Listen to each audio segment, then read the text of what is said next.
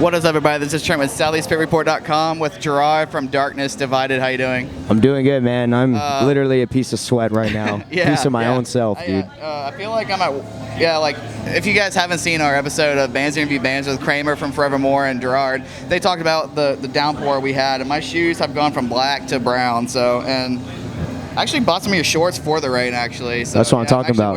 Represent. DD shorts, yeah. 210. So, dude, man, I've been waiting for you guys to hit the East Coast like this for a while now. And how's the East Coast been treating you guys? Dude, it's been cool so far. We've been on tour with Forevermore and Kingdom of Giants, and this is our first time ever playing in this area. So it was pretty cool to see this many kids coming out and singing along and stuff. So that's all you could ever really ask for, man. So as long as everyone's having a good time. Sweet. So where did the name Darkness Divided come from exactly? That's kind of a funny story, actually. My mom named the band. Really? Yeah. Metal Mom, shout out. There you go. Shout out to Christy. Yeah, we're just terrible at naming things, man. And we were like, dude, we have to have a name for our band if we're going to play like shows and stuff. And me and my brothers and our original drummer were like, well, I don't know, blah, blah, blah. My mom was like, name it Darkness Divided. And it comes from Genesis, from the Bible. But yeah. So it was pretty cool. I mean, I don't know how many people could say that their mom named their band. So. Yeah, awesome. So you guys are in Victory. How they been treating you? They get a lot of flack these days, and shout out to them. We work with them a lot, and they're really helpful to us and stuff. But a lot of people seem to like have a bad view of them. So like, how have they been treating you? How'd you guys end up with them, and all that cool stuff? Yeah, I mean, Victory's been great to us, man, since day one. Honestly, we kind of had a mutual friend of ours introduce our music to the label. We premiered our song Remnants, and then they showed them our EP that we did in 2012. Okay. And they were really into it. They just liked what we were doing, and they were like, hey, we want to be a part of it. And then we showed them some of the new music that we were working on, and they were like, man, this is good stuff. And then that ended up being Written in Blood, which we put out 2014. So they've been great. I mean, it's a lot of, you have to be careful of what you read and like what you see on the internet, because it's just like, it's so much easier for a fan of a band to take the side of the band than a record label. It's like you don't have an emotional attachment to a record label. You have emotional attachment to a band because of their music. So it kind of sucks, and it's just like some people get a bad interpretation of what Victory Records is doing, what they're about. But they've been great for us, so can't really complain about anything, man. We just put out our second record with them. Yeah, for sure. Before we get into that, like you said, like we've worked with Victory a few times before. One of the people has moved on to another job, and then the guy that's there now that we've been in communication with, he's great too. So great people over there and everything. So, but your second album, what's it called, and where can people find it, and all that cool stuff? Like our new record is called Darkness Divided. It's just self-titled. Okay. We put it out April 22nd, so a couple months ago. You can find it at I think Hastings has it. Yeah. I'm not sure if FYE picked it up this time, honestly, but you can, if you want a hard copy, you can pick it up on victorymerch.com/darknessdivided. Or come to a show. Or a show. We sell them at shows, and if like hard copies aren't your thing, digital stuff, it's on Spotify and iTunes and Apple Music and everything else. And you guys are no strangers to the whole technical metal genre. You guys have like insane guitar solos. Your guitarists Sebastian's really talented. You guys have a lot of stuff going on in the music and stuff. So how do you progress from such a very well, defining debut record into a sophomore album like that? So how'd you guys progress musically through that? Well, this one definitely was a growing experience for sure. Like when we were going into the studio to write and finish this record, my brother Christopher decided to leave the band. And he was the original guitar player and songwriter for the band.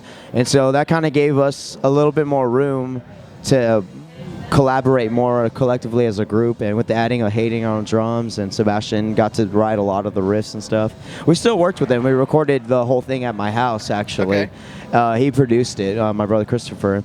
So we just been, we had an idea of where we wanted to go with the music, and we decided, to go more to our roots of being a metal band and a less core band.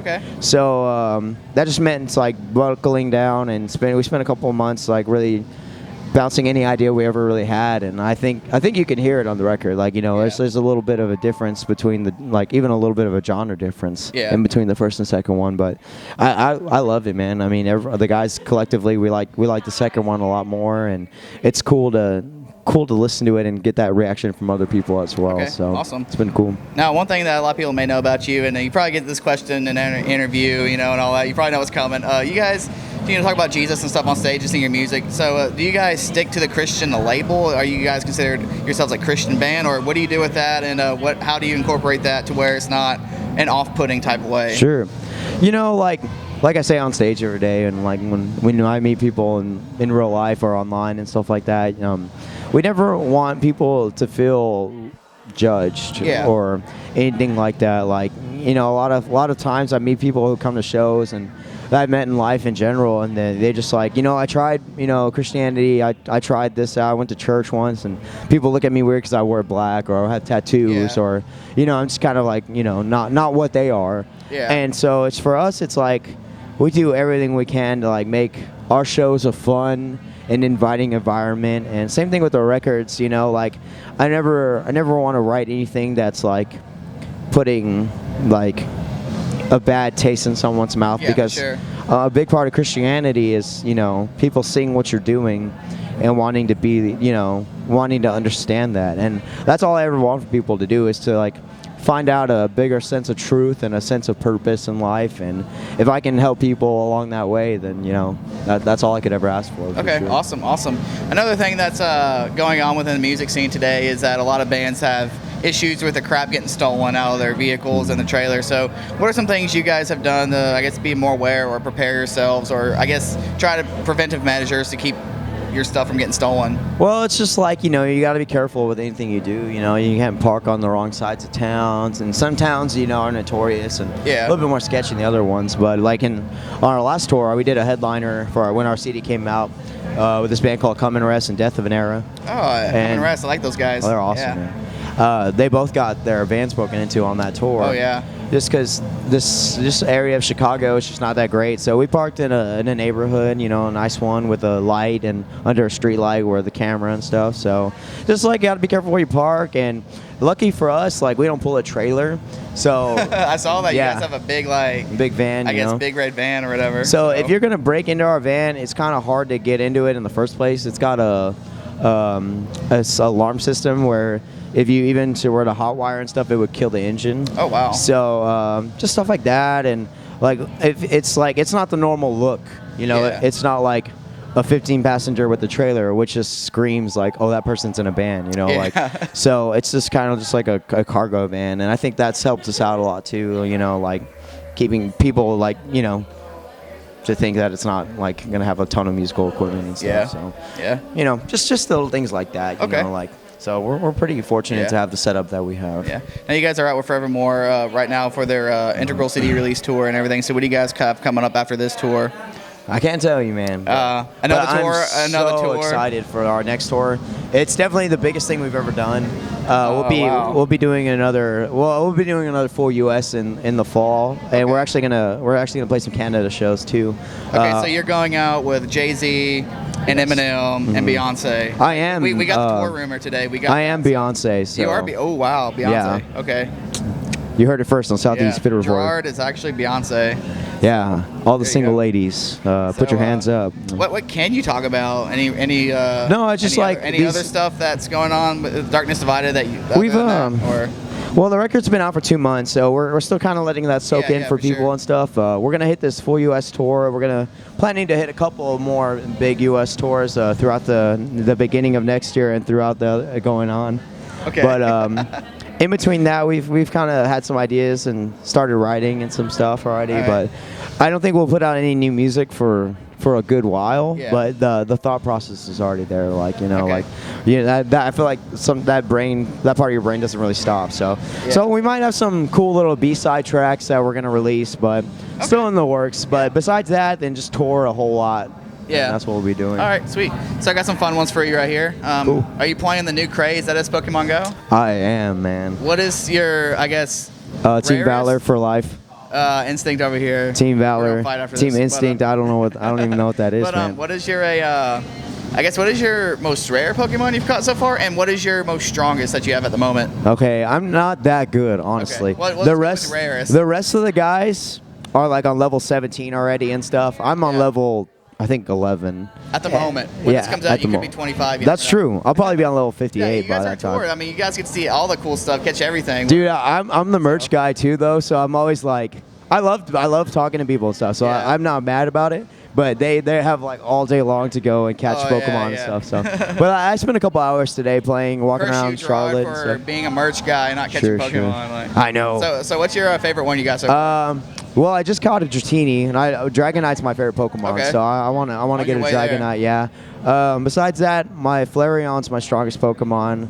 I'm looking to get all 3 of them because that seems Yeah. to be like, you know, a pretty good way to start. You know, Yeah. I have a pretty strong Pinsir and Scyther, and I mean, if I could pick, you know, I would really like a Dragonite. You know, that'd be Dragonite. awesome. Okay, well you're on your way to get that one. Yeah, for sure. I got one more for you. It's kind of like a trademark question that's Okay. I've developed over the last year or so. If you could hang out with, date, marry, or do anything you wanted to with Taylor Swift, and she wrote a song about you, what would that be called and what would that be about? We can't talk about Taylor Swift. My girlfriend's gonna see this. Okay, well. No, I'm just okay, kidding. Well, hang out with. If you could hang out with her since you got a girlfriend. If I could hang out with anyone, No, if you could hang out with Taylor Swift. oh, hang out with Taylor and Swift. she wrote a song about you, what would it be called and what would it be about? Dang, oh, that's a good question. If me and Taylor Swift could hang out, I don't know. I think we would. Well, because I'm like from Texas. I don't know where she's from. I think she's but- from Pennsylvania, and then she moved to Oh. Tennessee.